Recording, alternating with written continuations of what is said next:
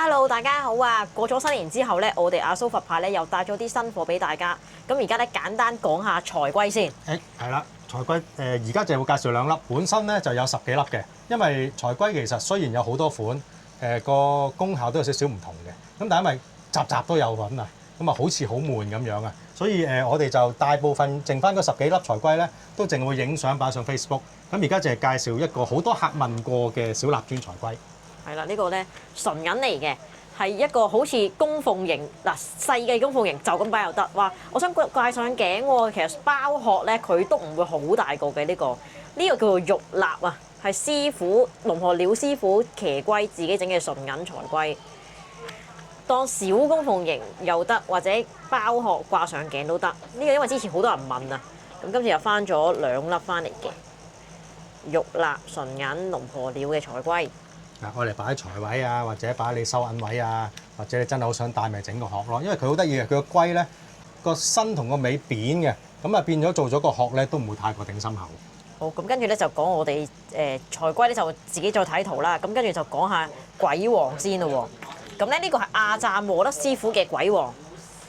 阿贊摩德師傅大家都如果嚟過我哋鋪頭都成日推介㗎啦，超級強嘅人緣牌啦。但係咧原來佢好多佛牌都有做嘅，有4面神有象神。咁今次咧我哋就入埋鬼王。咁咧鬼王佢都係仍然都係粉牌嚟嘅。咁就襯咗2隻色。係啦，後面就咁嘅。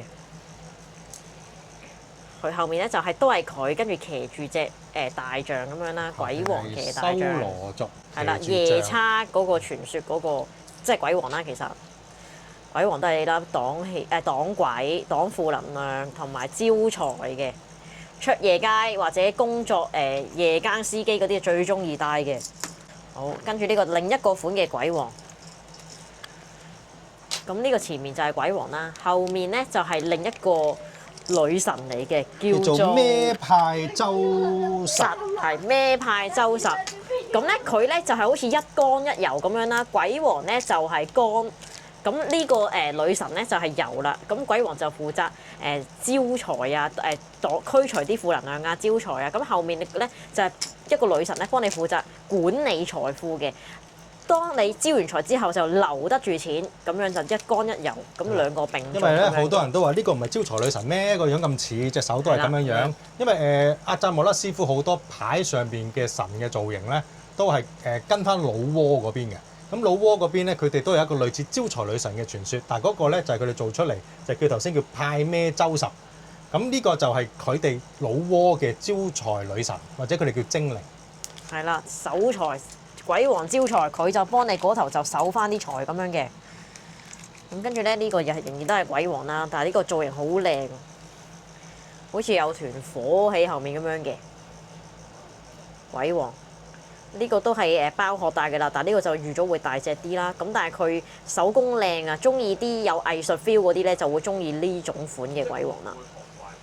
好，呢個認得咧，鬼王供奉型啦，呢啲一定係擺屋企噶啦，多數。咁咧呢個咧特別在咧，佢隔離咧有佢個小助手喎，叫做等我派亞布利沙。係派亞布利沙。咁佢咧係鬼王嘅助手啦，專係食夢啦，譬如成日發惡夢啊，咁佢就會幫你驅除惡夢嘅。咁佢咧同鬼王有啲咩分別咧？就係鬼王可能太多嘢做啦，因為係大神啊嘛。你鬼王咧其實好忙啦，好似 Daisy 咁樣講。咁但係因為你有時你有啲小鬼，可能佢哋會冇乜大攻擊性嘅，比較頑皮百厭嘅，鬼王未必管得到嘅。咁就係派亞布利薩呢啲助手咧，見到就會去對付佢哋啦。咁例如乜嘢咧？好多時你哋會唔知點解，哇！成日發惡夢嘅咁樣樣。咁其實我哋會叫佢做食夢者嘅。派亞布利薩咧就叫食夢者，就係專係食咗嗰啲令到你發夢嗰啲朋友仔嘅。咁所以有時鬼王咧，你就見到側邊會有呢個小助手喺度。咁一陣間我哋會有個大啲嘢俾你見到個樣嘅，因為我哋有翻到淨係呢個派亞布利薩。咁派亞布利薩咧，其實你去到鬼王廟，可能而家你哋最熟悉嘅就係龍坡二師傅啦，咁就係屈住納文尼嗰間廟啦。嗰度嘅鬼王你都見到旁邊有佢喺度。咁係咪會有佢喺度會個效果加成咗咁樣咧？係一定會啦！你鬼王咁鬼忙，細嗰啲睇唔到咪等佢嚟做啊嘛。咁但係你話淨係請派亞布利薩得唔得咧？都得。咁請埋鬼王會唔會好啲咧？梗係好啲啦。即係你兩個一齊夾埋就事半功倍啲。好，咁咧呢個咧就係呢個未算最大啊，俾住另一個小蠟磚嚟睇先。呢個都係佢嚟嘅派亞布利薩，係啦，呢個又係呢個就好似天使咁啊，我覺得啊，好似天使造型咁樣。因為派亞布利薩咧，佢就有對翼啦，同埋就係有呢個嘅人樣，好似獅身人面像咁樣，亦可以擺近啲啦。係啦，好似天使咁。係啦，俾喺側邊大家睇下。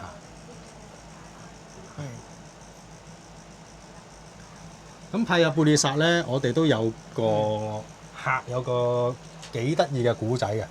咁本身就已經係同大家講咗啦，佢係食夢者啦。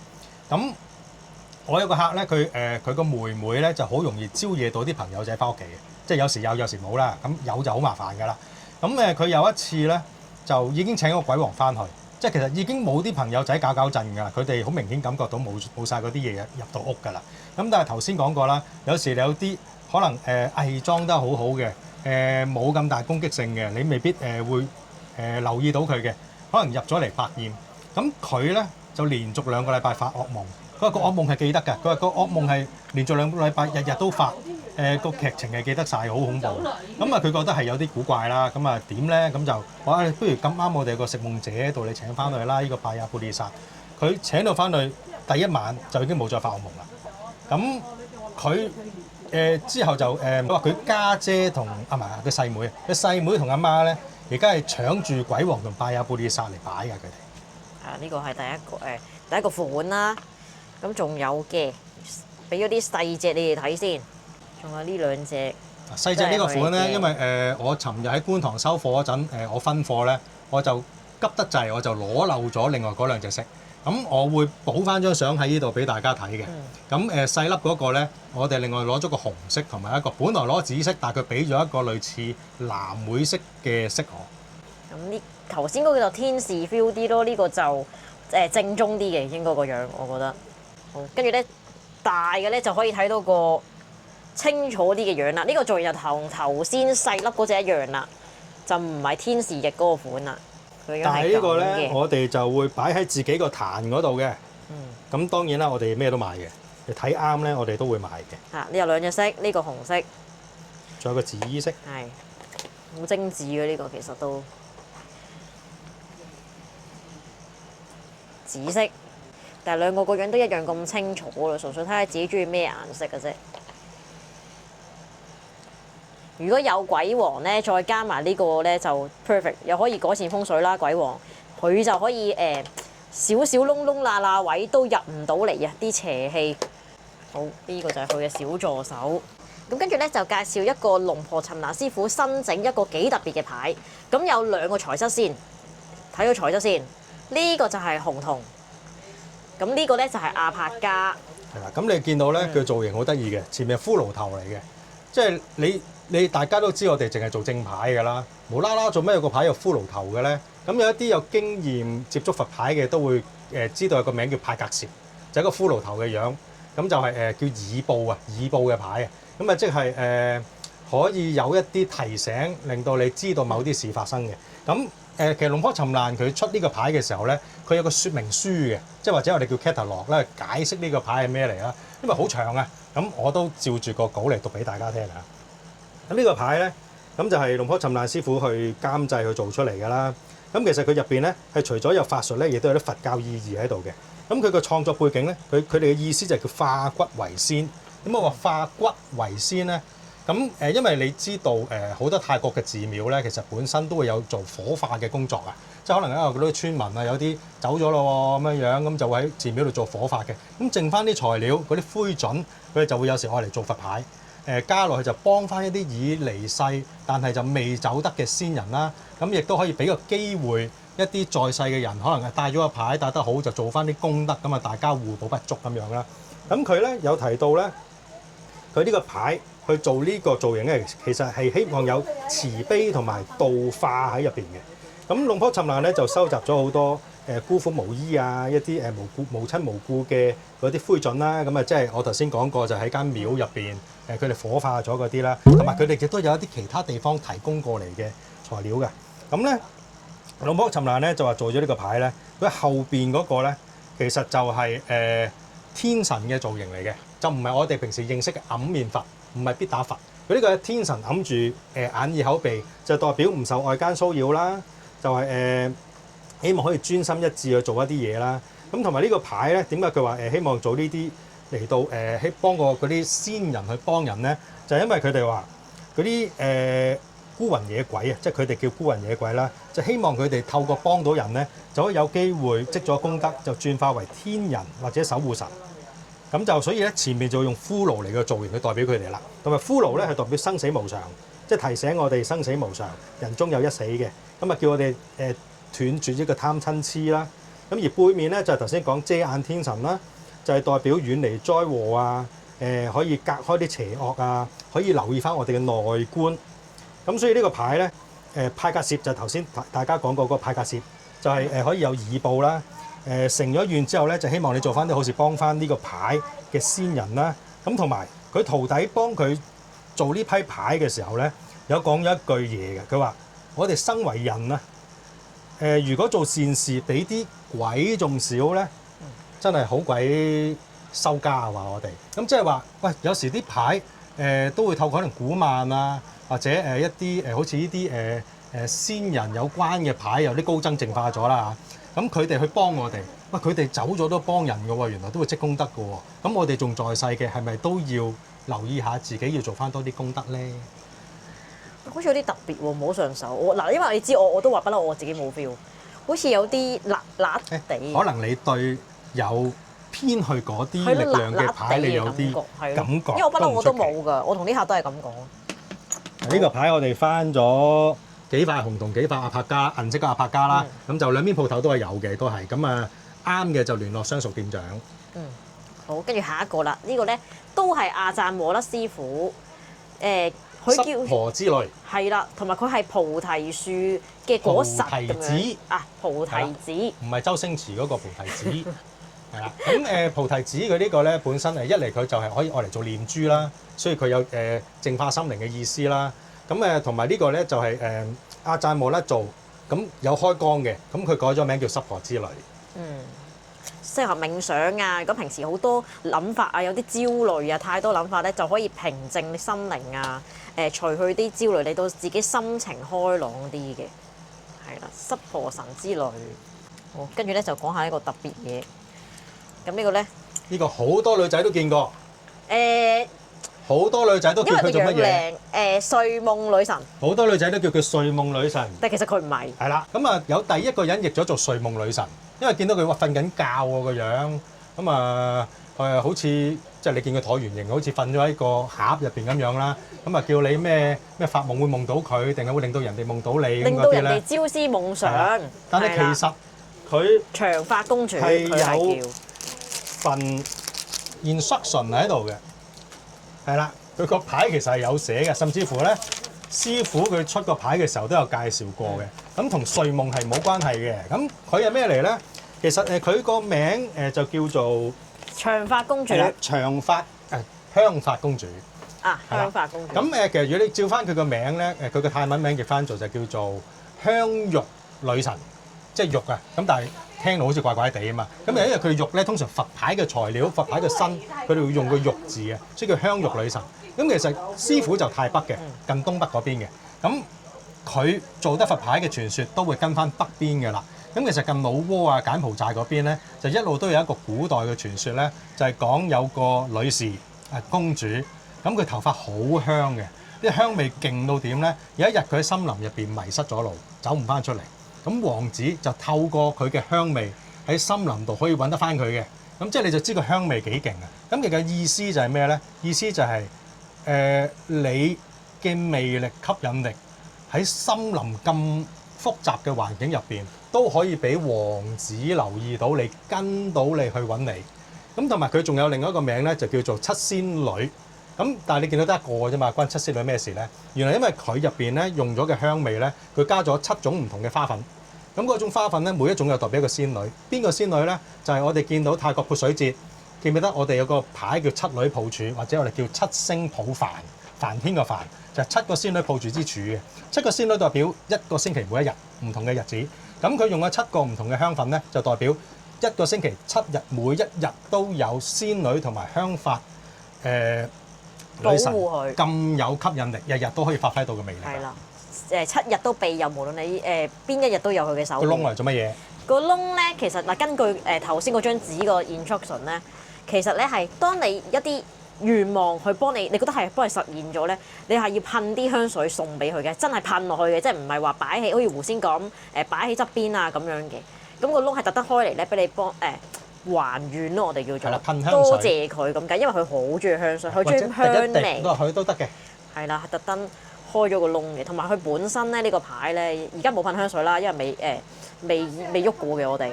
佢本身嗰啲粉咧係已經有超香嘅味，真係好香，花香味。因為有7種花粉啊。係啦，咁另外佢自己又中意香味咁樣咯，因為都係一個好特別嘅牌啊呢個。咁跟住咧再講落去咧，都照講住人緣嗰啲牌先。呢個就狐仙 Q 版啲嘅狐仙啦。我哋之前就中意，因為有啲客係中意啲靚女樣嗰啲嘅，有啲咧中意啲呢啲動物樣嘅。咁今次我哋就入咗呢啲動物樣，咁啊有幾隻顏色咁樣嘅狐仙，同樣都係啦。人緣、異性緣、吸引力，好，呢個第一隻色。第二隻色紅色。咦，原來後邊有唔同嘅喎。係喎，頭先嗰個一支符管嗱，粉紅色嗰個咧得一支符管，人緣符管啦，肯定係。咁跟住紅色呢個咧有個玫瑰花嘅，玫瑰花同埋狐狸嚟嘅，上面嗰個反光可能係狐狸嚟嘅呢個就。個反光就蜘蛛高啲啲，斜角啊唔得，斜高反光斜低係。係咁樣啦，跟住底嘅蜘蛛啦，隔離有2條嘅符管，蜘蛛都係招財㗎啦，網財吸財。呢個白色都係單符管。呢個都係單符管，睇到前面先。呢啲動物樣嘅狐仙就可愛啲咯，有啲人就中意啲。狐仙就好隨意，但係可以掛鎖匙扣啊，咁都得嘅。呢個後邊就多啲啦，有呢個金色嘅狐仙，同埋我覺得即係我自己個人覺得呢個係殼係配得最靚。後面就仲多料添呢個。3支符管，再加啲寶石，再加狐仙。嚟緊個昆平又係後邊有好多嘢喺度啊！好啱就 cap 低佢啦。好，跟住就輪到一個好細粒嘅昆平，呢個咧手指公嘅手指甲咁細啦嘅昆平。前邊你見個黑色好似平時啲粉嘅昆平咁，但係其實佢前面係金屬嚟嘅。佢一個好似一個金屬嘅碗咁樣，個背脊就側咗一啲材料喺度。昆平呢個有埋燕箍喺度㗎，燕箍又係啦，恩愛啦，和合啦，同另一半會少啲爭執，佢會理解你多啲。咁啊，玫瑰花又係人緣啦，招財同埋招人緣符管，即係呢個昆平咧，領導能力又有，同埋咧愛情和合都有，好適合一啲有伴侶同埋工作都一想兼顧嘅朋友啦，同埋好細粒，好容易帶啊呢個。咁咧講開昆平咧，我哋仲有一個亞贊莫德嘅昆平，今次都翻咗喎。咁呢個咧佢係皇帝花嘅材質做嘅。咩係皇帝花咧？其實我哋有時呢啲聖物啦，有啲唔係好似裝飾品咁，女仔最中意嘅啦。有啲花，有啲花油喺裏面，就咁一粒花嘅，嗰啲就係皇帝花，係專做人緣法門嘅聖物嘅。即係呢啲，呢本係亞贊莫德師傅嘅書啊，係專介紹亞贊莫德師傅嗰啲材質嘅。呢個就係皇帝花啦。咁好多時我哋喺你見到有啲佛牌成粒花喺度啊，或者啲花油入邊裝住粒花啊，或者啲花碎啊，通常都係呢個皇帝花嚟嘅。係啦，即係人緣超強啊，異性緣、人緣貴人。咁亞贊莫德師傅嘅昆平啦，咁佢後面咧就係一啲植物碎嚟嘅，係啦，超強人緣同埋領導能力。咁咧見到佢嘅造型咧，有好多骷髏骨喎，又好似同頭先阿尋蘭嗰個一樣啦。咁呢個骷髏骨咧就係亞贊莫德師傅呢個骷髏骨就唔同頭先個骷髏骨嘅。呢個係代表佢嗰個法物咧歷代承傳，有咁多個師兄弟咁解嘅啫，即係紀念又好似好多個師傅嘅法力，同一個法物去承傳落去做咗呢個佛牌出嚟咁樣。咁而頭先咧尋蘭嗰個咧就係代表招財同埋係耳部嘅骷髏。頭先講過嘅呢一個。頭先講漏咗，而家補翻先。咁啱講開骷髏骨頭，咁佢呢個就係耳部，就係一個警惕作用啦。話俾你聽，又俾啲感覺你，可能有一啲預報啊，你突然間唔係好想去喎，即係嗰個地方你唔好去啦。或者一做一啲決定，突然間有啲唔係咁好嘅感覺喎，佢就話俾你男仔嚟識聽，你，係啦，突然間你好似有啲人話聽到啊，我當你會聽到啦，可能同你講喂呢個唔好啊。有啲人聽唔到嘅，可能你個第六感有個感覺，知道呢個人唔好啊，或者你個有啲唔好嘅個感覺。腦有個想法，哇佢好衰㗎咁樣，或者調翻轉有個女仔嚟識你，同你約咗去食飯，你不斷個腦會有個諗法，你控制唔到嘅個諗法，啊佢貪你啲咩啊，佢呃你啊咁樣樣，呢個就可能個牌嘅二步。係啦，呢個二步咁啊，骷髏骨呢個阿陣冇得咧，就係師傅歷代承傳咁解。呢個就係二步警惕作用。咁跟住咧就講一個又係手工好靚嘅擲道金，呢個就純銀配銅，係都係供奉型多噶啦，因為如果做埋我就有少少大咯。呢個咧其實有個特別嘅嘢嘅，佢喺2548即係2005年開光嘅時候咧，其實佢開過2場法會。佢第一場法會咧，就係有好多出名嘅師傅嘅，而其中一個師傅咧就係我哋最中意嗰位師傅龍坡燙師傅啦，即係做多合佛嗰位師傅，即係做多合佛嘅師傅有份開光嘅呢個擲道金就比較少有。咁第二次法會咧就係翻去元廟嗰度開光啦。咁佢下面都係啦，有拉壺嘅，有埋個拉壺呢個喺度。得一粒啫，如果有興趣就即刻聯絡店長啦。係啊，不過好似尋日我都擺咗入去 WhatsApp。擲道金，好跟住咧，擲道金即係正財、偏財啊，多勞多得啦。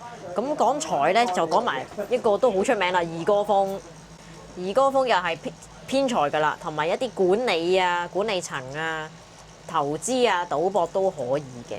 咁後面有埋54,000添，即係超級無敵偏財啦！呢、個阿贊蘇賓，所以做54,000佢都好出名嘅。係啦，一牌兩用，但係都係兩個都係一個招財。兩樣都係財。係啦，偏財運仲多添，54,000同埋都係啦，一啲預知感覺咁樣啦，54,000。呢個後邊有龜嘅，有龜嘅54,000，知唔知點解有龜？貴，因為招財咯。一嚟招食財，財呢個邊個師傅做嘅？呢個係邊個師傅做？古巴豆。哦，古巴豆啊！豆咧，呢個就係古巴豆師傅啦。豆咧其實就係龜啦，啊，係嘅咩？泰文龜啦。哦。所以師傅個名叫做龜，所以佢有時有啲佛牌上面咧都會有龜嘅造型喺度嘅。都係招財㗎啦，佢呢個都當係財龜咯，其實。係啊，財龜啊，招財財龜啊招財放開唔好嘢啦，健康啦，化走啲唔好嘅嘢，因為佢個防禦力強啊嘛。頭先嗰隻色就明顯啲，呢個就純白色，54,000。龜啊最勁就係咩咧？你幾時攻擊佢，佢幾時都有嘢防衞到自己。係啦，即刻保護自縮入去搞掂。己。係啦，招財好重要啊，但係保護自己更重要啊。咁咧，跟住呢個咧都係54,000。啊，呢度有好多顏色嘅，攞呢個古巴本羊。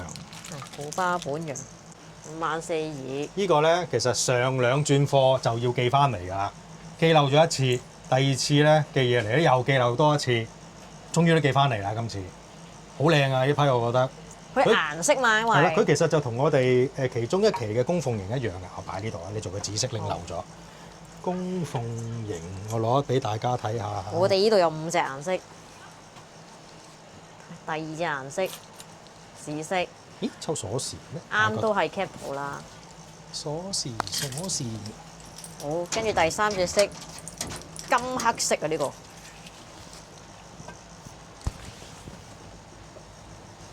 啲顏色好吸引喎，呢個嗱，佢就係呢一期呢個造型啦。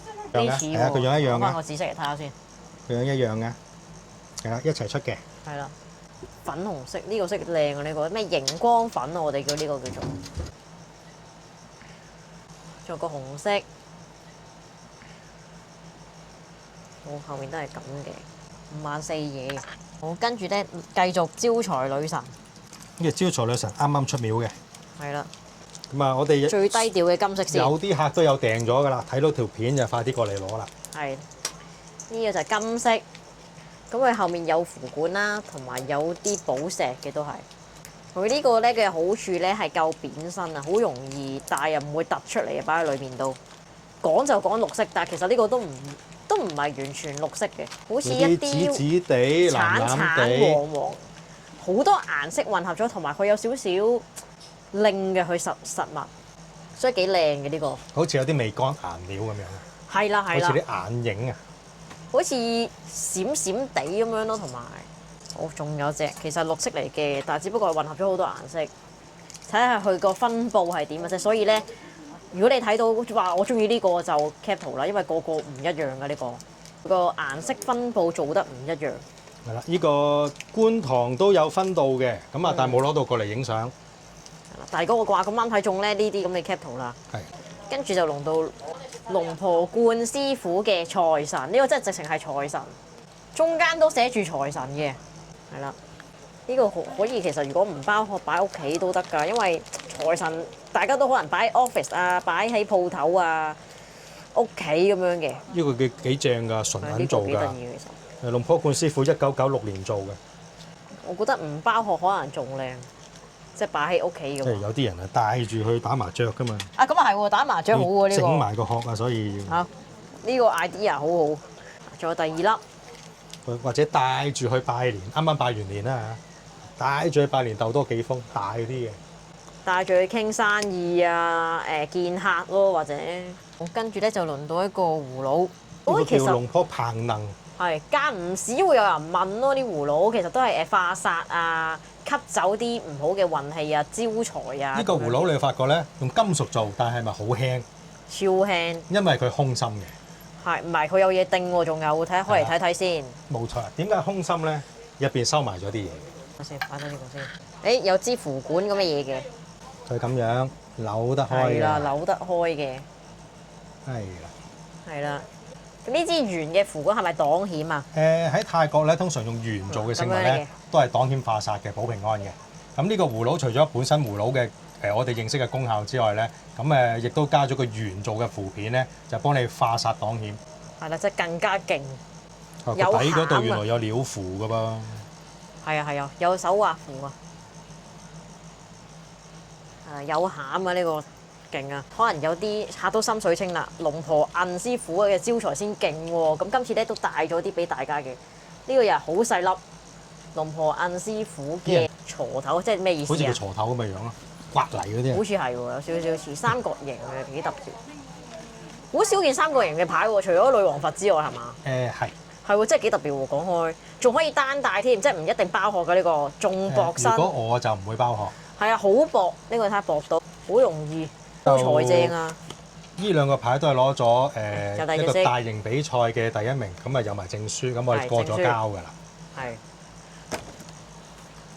一個我哋叫大鋤頭，一個叫細鋤頭啦，一個其大一個細。實大一個細啊，係嘛？少少唔同咯，嗰個。係佢大同細啫嘛。係啊，都係三角形咯，當係頭先嗰個仲精緻，又係超薄。好，跟住咧就師傅自身像，都係龍婆印師傅啊。呢個又係攞咗第一名㗎啦。係有埋證書。好，第一名真係法相超靚咁解嘛，係嘛？係啦，好多人都以為比賽比咩啊？比法術啊？比能量啊？因為冇嘢 check 㗎嘛，點比啊？其實佢係比靚唔靚，即係選美。同一個牌，但係有好多唔同嘅有啲顏色嘅差異啦，係嘛？或者係一啲靚唔靚就憑感覺。嗯。即係你就算你話我完全冇喐過，全身一樣嘅，係咪一定攞冠軍咧？可能有一個佢有笪嘢喺度，嗰笪嘢令到成個牌感覺唔同咗，可能嗰個攞冠軍都唔出奇。講味道，有時佢哋比賽睇評判啦。好，呢個就另一個顏色。你見有啲大台選美啲冠軍都唔係你中意嗰啲嚟嘅。咁啊，呢個又係攞咗第一名。呢個細粒啲嘅，同頭先嗰粒比咧，呢個扁身啲，頭先個圓潤啲嘅。你呢個咧，佢就係屈太男子，頭先嗰啲就係屈班間子。屈班間咧就直頭係龍婆印師傅嗰間廟。呢個咧就係第二間廟嚟嘅。咁但係我記得就係師傅都係呢間廟度落過腳嘅。係啦，呢個就又係扁身啲，頭先嗰個就好圓。好，跟住咧就到英神啦。係啦，龍婆燙師傅，多克佛龍婆燙師傅。一個成日開光一齊會有一齊夾埋開光嘅另一位師傅就叫做 Porton Gill， 即係我哋叫龍婆嬌啦。咁點解又龍婆嬌又 Porton Gill 咧？其實喺泰南嘅師傅咧，佢哋會叫坡吞嘅。例如我哋成日講嘅龍坡燙，其實都應該叫坡吞燙。咁泰北嗰啲就古巴啦，即係你蝴蝶黃古巴結舌啦，孔雀黃古巴亞利亞叉，泰北就會叫古巴。咁泰南嗰啲咪叫龍坡咯。咁呢個就係坡吞椒做嘅鷹神。兩隻顏色，呢嘢色好光喎。係啊，呢個我就唔會攞個泰國包殼㗎啦，因為一定包得唔靚嘅。咁我自己包啦，因為佢個形態古怪啦，變咗佢哋包咧，佢哋為交貨就快啲啦，叫做簡單啲嘅形狀去整咯。會變到好大個嘅通常。好閃啊！呢個顏色，咁呢個就色就單調啲。好，鷹神喜極泰來啊！招財富貴。亦介紹一個得啦，我哋有4個喺度，4個唔同 number 嘅，因為佢出咗199個，我哋攞咗4個翻嚟。純銀嘅飛天虎啊嘛，呢個叫做。係啦，好好彩地4個都係100號碼以內嘅。